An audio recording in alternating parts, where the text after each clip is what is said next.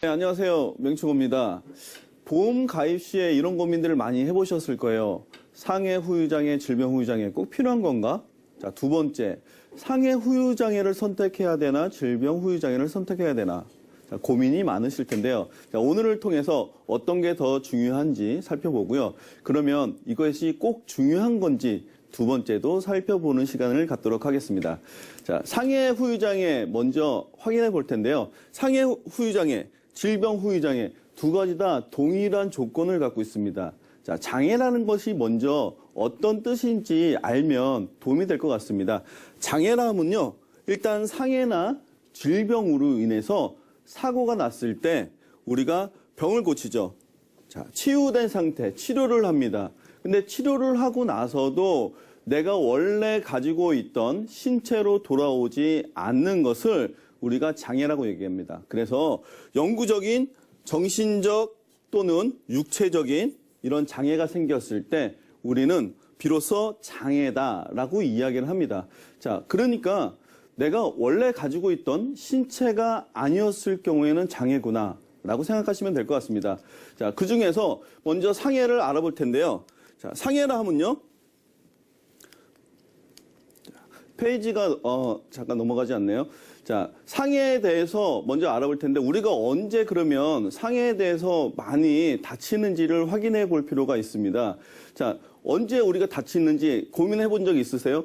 자, 대부분은 고민을 안 하십니다. 근데 이 상해에 다칠 때는 과도한 운동이나 아니면 나한테 맞지 않는 그러한 일들을 할 때 바로 상해에 대한 부상의 위험이 생긴다고 합니다. 자, 상해는요, 원인은 내가 생각하지는 않았지만 내가 부주의한 상황이 발생이 됐을 때 일어날 수 있는 것이 바로 상해라고 할 수 있습니다. 자, 근력이 약해진 것을 모르고 과도하게 운동을 한다든가 아니면 나한테 맞지 않는 신발을 착용하고 운동을 하거나 아니면 요즘같이 날씨가 좋아졌을 때 등산 많이 다니시잖아요. 이런 경우에도 등산화를 신지 않고 불편한 신발을 신고서 등산을 하다 보면은 낙상이 일어나는 경우도 많이 있겠죠. 이런 경우에 바로 상해 위험이 노출됐다라고 할 수 있겠습니다. 그러다 보니까요, 내가 의도하지 않았지만은 계획되지 않은 사고가 발생될 수 있는 게 바로 상해 위험이고요. 그러다 보니까 후유장애도 역시 남는 경우가 많이 있습니다. 자, 후유장애가 발생되는 경우들을 좀 살펴봤더니요, 원인으로 봤더니 운수사고, 교통사고라고 할 수 있겠죠. 자, 내가 의도하지 않은 게 분명히 맞는 것 같습니다. 추락이나 낙상, 이걸 원하시는 분 계실까요? 끔찍할 것 같습니다. 넘어지기만 해도 아프거든요. 자, 이런데도 불구하고 대부분 70%에 해당되는 부분은 내가 전혀 의도하지 않은 부분으로 인해서 상해의 위험에 노출되어 있다고 볼 수 있고요. 그 부위별로 봤더니요, 제일 높은 것이 바로 척추였습니다.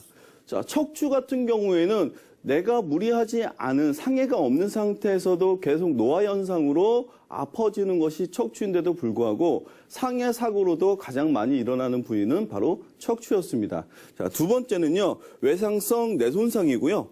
무릎이나 아랫다리 같은 경우에도 많은 부위에 대해서 우리가 상해를 입고 있습니다. 또한 반복적 일을 하시는 분들이 계시죠. 그래서 대표적으로는 미용실에서 일하시는 분들 같은 경우에는 손목이 많이 아프시다고 한다고 하는데 가위질이라든가 드라이를 하면서 많이 아프게 되는데 반복적 노동을 하시는 분들 같은 경우 이런 손목이나 이런 부분들에 대한 통증도 많이 작용을 하고 있습니다. 자, 이렇게 하다 보니까 내가 일을 하면서 어쩔 수 없이 발생되는 부분도 바로 상해의 위험이다라고 할 수 있겠습니다. 자, 이렇게 상해 위험에 노출됐는데요. 상해가 꼭 질병으로 이어지지 않는다라는 보장이 없다라는 통계가 놀랍지 않습니까? 상해로 일어날 수 있는 부위는 총 50개인데요. 50개 부위에 상해가 발생이 됐고요. 그 이후에 질병으로 발생이 될 확률이 약 88.9%라고 합니다. 심지어 암 같은 경우는 우리가 질병 중에서 가장 무섭다라고 이야기하고도 있고요. 암으로 인해서 우리가 사망하는 원인으로 보면 항상 1위였었죠. 자, 암으로 인해서 질병 후유장애가 발생되는 경우는 약 75% 정도 된다고 합니다. 자, 이것처럼 상해는 내가 의도하지 않은 부분이었지만은 질병 같은 경우에도 역시 의도하지 않은 부분이 작용하는 것 같습니다. 자, 질병 후유장애, 그러면 이번에는 상해와 또 다른 어떤 보장을 받을 수 있는지도 확인해 볼 필요가 있는데요. 질병 같은 경우에도 앞에서 처음에 봤었던 부분 기억나시나요? 장애의 기후. 자, 상해나 질병 조건을 이렇게 기억하시면 될 것 같습니다. 첫 번째, 상해나 질병, 둘 다 후유장애에 해당되는 부분. 두 번째는요, 치유라는 부분. 바로 치료 부분이죠. 치료가 됐는지 여부. 자, 일단 치료한 후에요. 내가 영구적 손실 입는 부분. 세 번째라고 할 수 있겠습니다. 영구적인 정신 또는 육체. 자, 중요한 거는요. 정신과 육체 둘 다 해당이 된다라고 할 수 있습니다. 자, 정신이라는 부분이 조금 눈에 들어오지 않습니까? 정신이라는 부분, 질병 후유장애에서 조금 더 깊이 다뤄보도록 하겠습니다. 자, 효과는 보면요. 질병 후유장애 어느 날부턴가 보험방송 또는 여러 군데에서 질병 후유장애 중요합니다라고 이야기를 많이 들었었을 거예요. 근데 지금 같은 경우에는 어떻습니까? 많이 들어보지 않다 보니까 중요하지 않은 거 아니야? 이런 생각들을 덜어 하시는데요. 질병 후유장애의 효과에 대해서 다시 한번 보도록 하겠습니다. 자, 첫 번째는요. 부위별로 매회 보장이 된다는 부분입니다. 상해도 마찬가지겠지만요. 특히 질병 같은 경우에는요. 내가 점차 노화 현상으로 인한 부분들이 작용을 하기 때문에 받을 때 내가 후유장애가 증가될 때마다 받는다는 것이 중요할 겁니다. 자, 그리고 경미한 부분부터 받을 수 있다는 것이 중요합니다. 오늘 이야기하는 후유장애는요. 3% 이상부터 보장이 되는 부분이기 때문에요. 아주 경미한 부분부터 보장이 되고요. 자, 세 번째는요.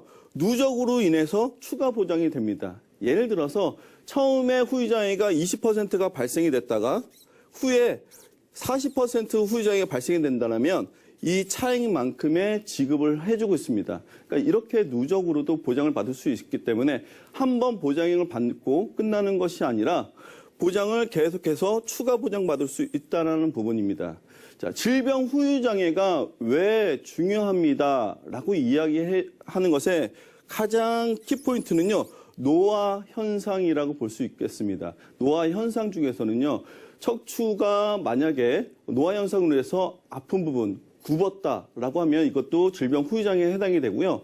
또한 치매 예를 많이 들고 있는데 치매 같은 경우에도 경미하지만 20%의 치매 보장을 치대할 척도 이전 같은 경우에는 40%의 질병 후유장애에 해당이 되기 때문에 이런 부분까지도 질병 후유장애로 보장받을 수 있다는 것을 기억하시면 좋을 것 같습니다.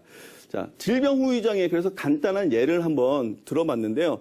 3천만 원을 질병 후유장애를 준비를 했다라고 하면 지금 보시는 것처럼 보장받는 예시가 될 수 있습니다. 치매 같은 경우에는 중증 치매 60% 기준이었고요. 경증 치매 같은 경우에는 40% 후유장애를 지급합니다. 자, 경증 치매 같은 경우는 우리 치매보험 많이 가입을 했었잖아요. 근데 경증 치매는 준비를 많이 하신 분들 계신데 생활비와 같이 준비하시는 분들은 200만 원 내지 또는 300만 원의 경증 치매보험을 준비하시는 분들도 많이 있습니다. 하지만은 이렇게 생활비를 받는 치매보험을 준비하면서 같이 진단비처럼 후유장애에서도 받을 수 있다는 것은 장점이라 할 수 있겠습니다. 그리고 귀나 이런 부분이 있지만 암 같은 경우에도 앞서서 암음 설명을 드렸었는데 암으로 위절제라든가 아니면 췌장절제를 할 경우에도 50%의 후유장애가 남기 때문에 지급받을 수 있고요. 그리고 남성, 여성 생식기로 인해서 불편함이 생길 경우 있죠. 제거를 했을 경우에 여성 같은 경우에는 양쪽 난소를 제거했을 때도 역시 50%의 후유장애로 지급받을 수 있습니다. 자, 내 신체 기관 중에서 어디가 건강할지 어디가 나빠질지는 알 수가 없겠죠. 그런데 한 가지 내가 신체 부위만 보장을 받는다라고 생각하면 어떻게 이 중에서 선택을 어떤 걸 하시겠습니까, 여러분은? 전 선택하기 어려울 것 같습니다. 하지만 후유장애는요. 어느 특별 부위가 아니라 내 신체 전체 기관에 대해서 보장을 해주는 거 보니까 아무래도 조금 더 안심하고 보장을 받을 수 있는 보험이 아닌가 싶습니다. 자, 그러면 상해와 질병 어떤 게 더 좋은지 결정하셨나요? 통계를 보니까요.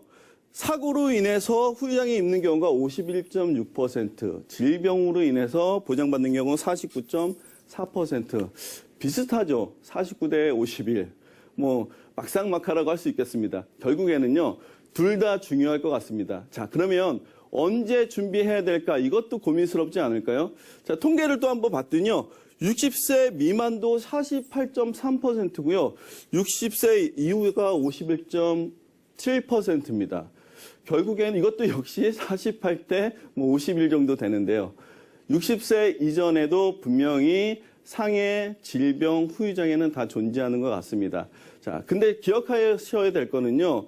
질병, 후유장애, 특히 나이가 어리면 어릴수록 보험 가입이 조금 더 쉽고요. 나이가 많으면 많을수록 가입이 어렵다라는 단점을 갖고 있습니다. 하기 때문에 내가 어느 나이에 상관없이 보장을 준비한다면 지금이 가장 빠른 시기가 아닌가 싶습니다. 자, 보장 내용으로 한번 보면요.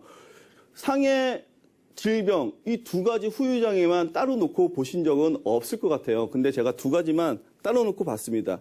자, 상해 3% 이상부터고요. 질병도 3% 이상부터 보장을 받는 조건입니다.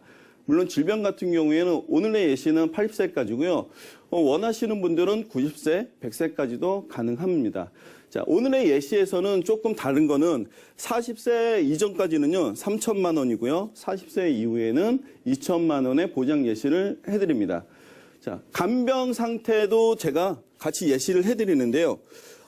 앞서서 상해, 질병, 후유장애 이야기만 했는데 후유장애를 판가름 받기 전에 뭐가 필요하다고 했었죠?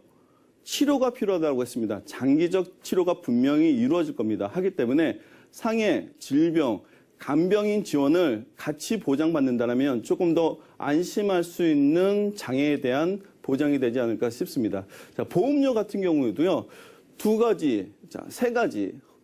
간병인 지원까지 세 가지죠. 이 세 가지를 놓고 봤더니요. 30대, 40대, 50대 모두 다 20만 원대에서 4만 원대의 준비가 가능합니다. 자, 과도한 보험료는 아니죠. 내가 한 번만 보장받는 것이 아니라 반복적으로 보장을 받을 수 있다라고 보고 노후에 어쩌면 나한테 꼭 필요한 보장 중에 하나다라고 봤을 때는 보험료가 과도하지 않다라고 생각합니다. 자, 상해, 질병 구분하지 않고 둘 다 준비하는 것이 정답인 것 같습니다. 제가 준비한 내용은 여기까지입니다.